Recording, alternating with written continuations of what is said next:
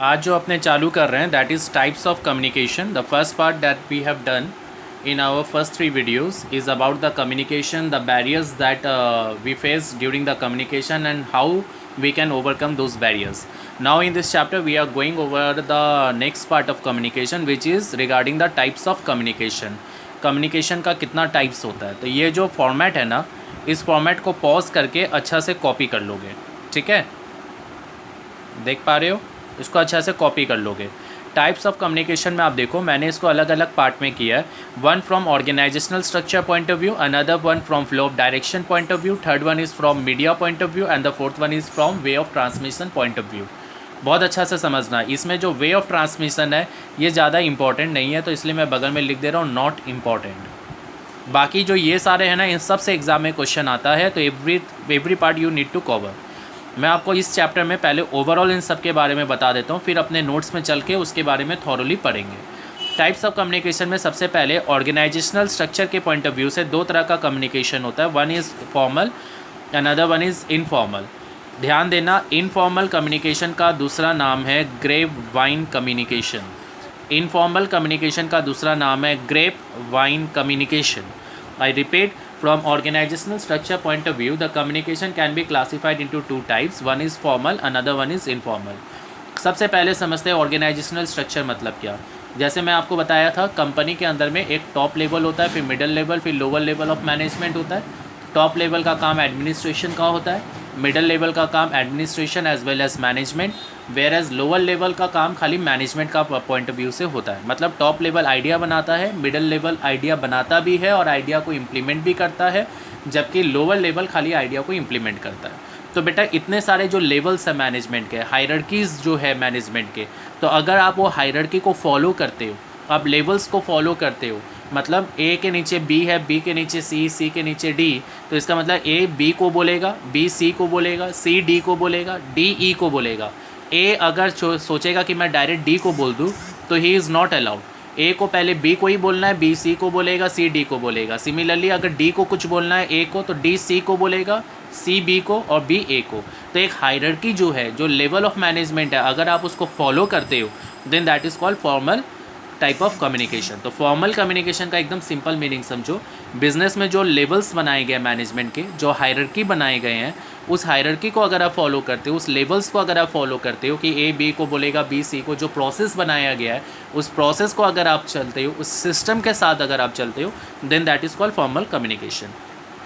Informal communication का मतलब होता है जब आप कंपनी में कोई भी ऑर्गेनाइजेशनल स्ट्रक्चर फॉलो नहीं कर रहे हो. ए सी को बोल सकता है, सी डी को बोल सकता है, एफ जी को बोल सकता है, एफ ए को बोल सकता है. मतलब anyone can communicate to any one.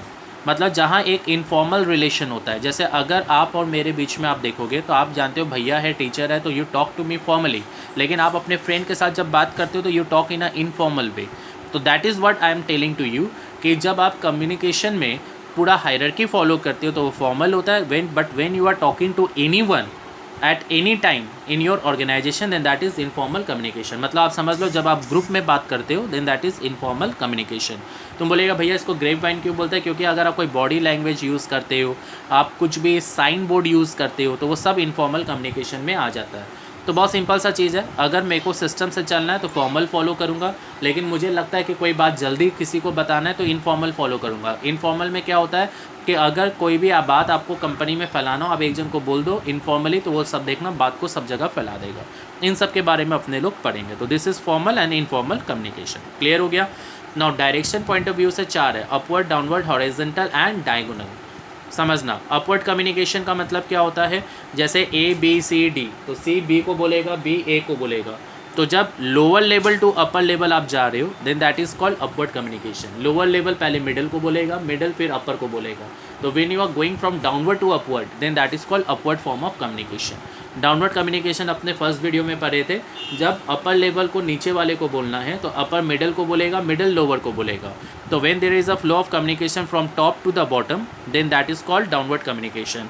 I repeat, अगर बॉटम से टॉप में जा रहा है तो बोलेगा मतलब बॉटम नीचे, वहाँ से ऊपर की तरफ आप किसी को कुछ कम्युनिकेट कर रहे हो तो अपवर्ड कम्युनिकेशन. लेकिन जब टॉप से आप नीचे की तरफ किसी को बोल रहे हो then that is called bottom communication.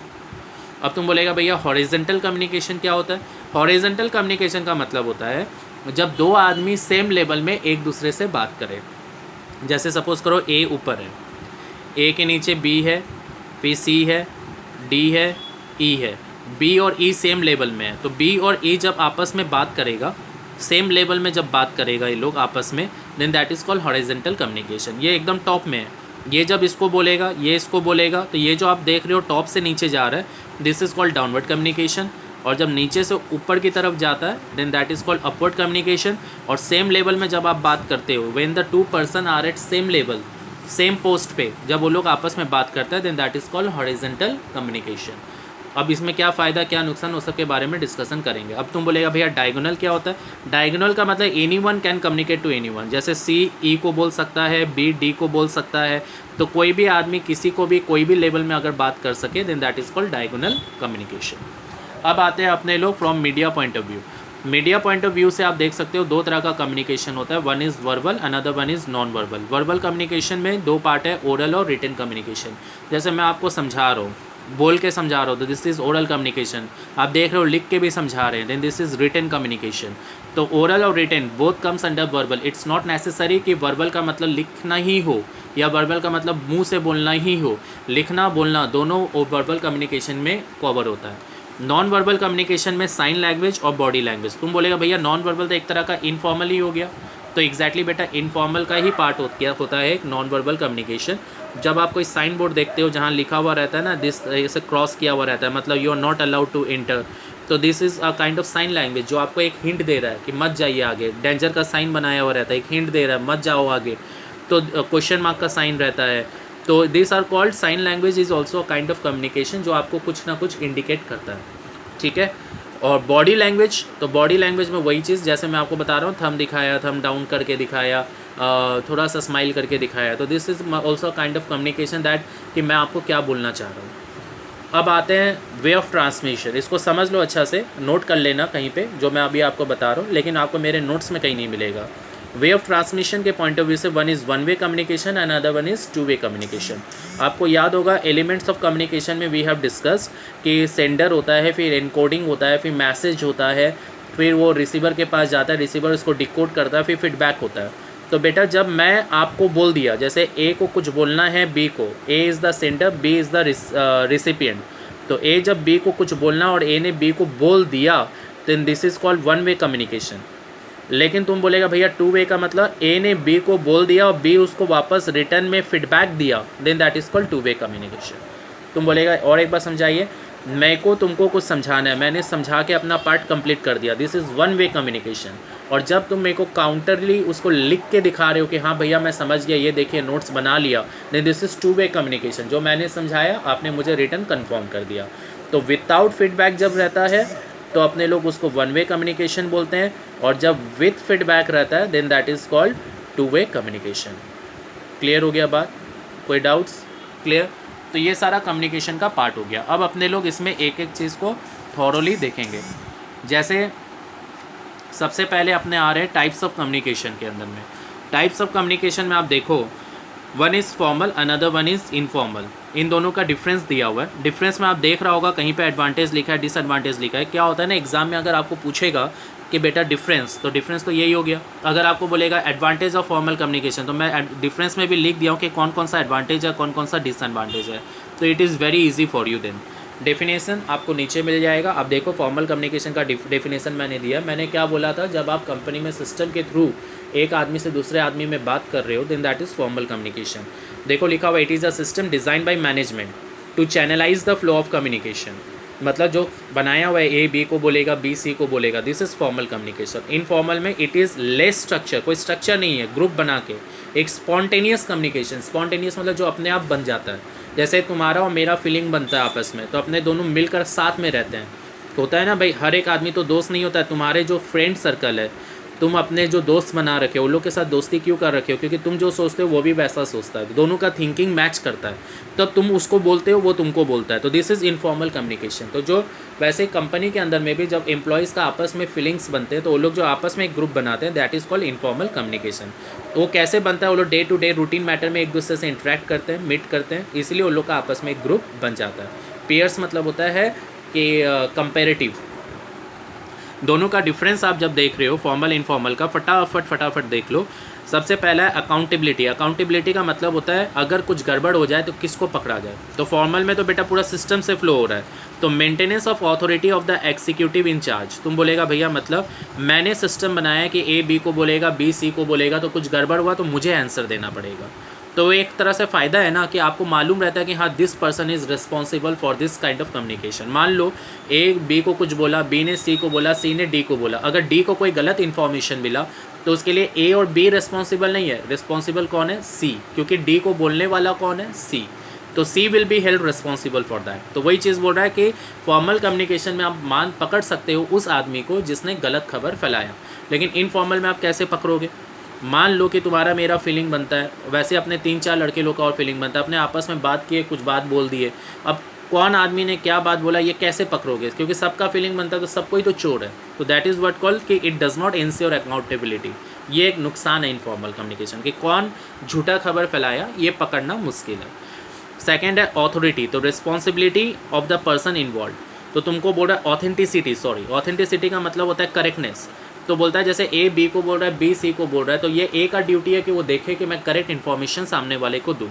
लेकिन इनफॉर्मल में ऐसा नहीं। इनफॉर्मल में क्या होता है, तुम्हारा मेरा फीलिंग बनता है, तो मैं आपको कुछ ऐसा न्यूज़ बता दिया जो कि मैं अपने अंदर का फीलिंग आपके साथ शेयर कर दिया, जबकि वो बात ट्रूथ नहीं है। मुझे लगता है ऐसा, तो मैं आपको बोल दिया, और आप जाके उसको बोल दोगे जानते हो ये चीज़ ऐसा है, जबकि मैंने आपको क्या बोला था, मुझे ऐसा लगता है, जिसका मतलब this is not truth. But आपने जाके सामने वाले को बोल दिया कि भाई विकास भैया तो ऐसे बोल रहे थे, तो इसका मतलब क्या हो गया, वहाँ ऑथेंटिसिटी नहीं है, लेकिन यहाँ ऑथेंटिसिटी है। Third one is communication gap. तो बोलता है it expands the communication gap between top executive and employ. अब ए बी को बोल रहा है, बी सी को बोल रहा है, सी डी को बोल रहा है, तो ए और डी के बीच में कोई कम्युनिकेशन नहीं है, तो एक गैप बन गया। लेकिन इनफॉर्मल में ऐसा कुछ नहीं है, तो वहाँ के लिए फ़ायदा, यहाँ के लिए नुकसान। एक्यूरेसी मतलब करेक्टनेस। तो बेटा देखो इसमें बोल रहा है कि this reduce accuracy due to the filtering, FILTERING, ठीक कर लेना, filtering at the middle level. तुम बोलेगा भैया इसका मतलब क्या हुआ, ए बी को बोल रहा है, बी सी को, सी डी को, तो इतना आदमी इन्वॉल्व है, तो हो सकता है जो ए बी को बोला, बी वो सेम टू सेम बात सी को नहीं बोल रहा है, बल्कि कुछ चेंज करके बोला, अपने हिसाब से बोला, तो फिल्टरिंग हो जाता है। लेकिन इनफॉर्मल कम्युनिकेशन में ऐसा कुछ नहीं होता है। स्पीडी ट्रांसमिशन, अब ए बी को बोलेगा, बी सी को, तो एक प्रोसेस है ना, तो ये टाइम लेता है। लेकिन इनफॉर्मल में तो अपने ग्रुप बना के रहते हैं, एक जन बोला तो सबको खबर मिल गया, तो this is a fast process of communication informal. Next is leakage. Formal में लीकेज नहीं होता है, जबकि इनफॉर्मल में लीकेज होने का चांस है। तुम बोलेगा लीकेज मतलब कोई भी न्यूज़ लीक होने का, कंपनी से रिलेटेड कोई भी खबर। फॉर्मल है तो मालूम है कि मैं तुमसे ए बी को बोलेगा, बी सी को बोलेगा, तो अगर कोई गलत खबर सी के पास जा रहा है तो बी पकड़ा जाएगा, तो इसलिए बी कभी भी लीक नहीं करेगा कोई भी इंपॉर्टेंट न्यूज़। लेकिन इनफॉर्मल में तो सब ग्रुप बना के रहता है, तो कोई भी खबर कैसे भी लीक हो जाता है। सेटिस्फैक्शन, तो बोलता है फॉर्मल कम्युनिकेशन में एम्प्लॉय लोग को ज़्यादा सेटिस्फैक्शन नहीं मिलता है, क्योंकि वो लोग का टॉप लेवल के साथ कोई कॉन्टैक्ट नहीं है। इनफॉर्मल में सेटिस्फैक्शन रहता है, क्योंकि तुम्हारा मेरा फीलिंग बनता है, इसलिए अपने साथ में रहते हैं। इनकम्प्लीट इन्फॉर्मेशन, फॉर्मल में पूरा सही सही इन्फॉर्मेशन में आता है। इनफॉर्मल में बहुत बार आदमी लोग अपने मन की बातें बना के एक दूसरे से शेयर कर देते हैं, तो इनफॉर्मल में ये एक डिसएडवांटेज और यहाँ एडवांटेज है। I hope formal and informal communication is now clear to every one of you. Now we are going to the second part, that is downward communication. Downward communication अपने पीछे पढ़े थे बेटा, वही सेम चीज़ है, बट यहाँ advantage disadvantage में भी आते हैं। जब टॉप लेवल बॉटम लेवल को कोई बात या कोई खबर या कोई न्यूज़ एक दूसरे को कम्युनिकेट करता है, then that is called downward communication. अब डाउनवर्ड कम्युनिकेशन में देखो फ़ायदा क्या होता है, पहले मैं बता दूँ। डाउनवर्ड का मतलब top level manager bottom level manager के तक कोई खबर फैला रहा है, सुपेरियर सबऑर्डिनेट से बात कर रहा है। इसमें फ़ायदा क्या होता है, it helps to explain the subordinate about the policies and the procedure for performing the job. मैं तुमको बोला कि बेटा जैसे सपोज ए के नीचे बी है, बी के नीचे सी है, तो ए बी को काम अच्छा से समझा सकता है और बी वो काम अच्छा से सी को समझा सकता है, तो ये एक फ़ायदा होता है डाउनवर्ड कम्युनिकेशन में। इट कन्वे, स्पेलिंग रॉन्ग है, इट कन्वे, हाँ, it convey the subordinate about the expectation of the management. अब इसमें क्या होता है, जैसे सपोज हम लोग के भी कंपनी में होता है, चेयरमैन मेरे बॉस को बोलता है, बॉस मुझे बोलता है, मैं अपने नीचे वाला आदमी को बोलता हूँ, तो मेरा बॉस मुझे बता देता है कि चेयरमैन को ये चीज़ चाहिए, तो इसका मतलब क्या हो गया, it help us top level communication में। अगर डायरेक्ट चेयरमैन मुझे बोलता या मेरे अंडर जो आदमी काम कर रहा है उसको बोलता, तो हो सकता है वो न्यूज़ प्रॉपर वे में नहीं जाता। तो डाउनवर्ड कम्युनिकेशन का फ़ायदा ये होता है कि आप सामने वाले को, अपने नीचे वाले आदमी को अच्छा से समझा सकते हो कि भैया मैनेजमेंट का ये इच्छा है, मैनेजमेंट को ये गोल है, मैनेजमेंट का ये टारगेट है, this is what they want to achieve.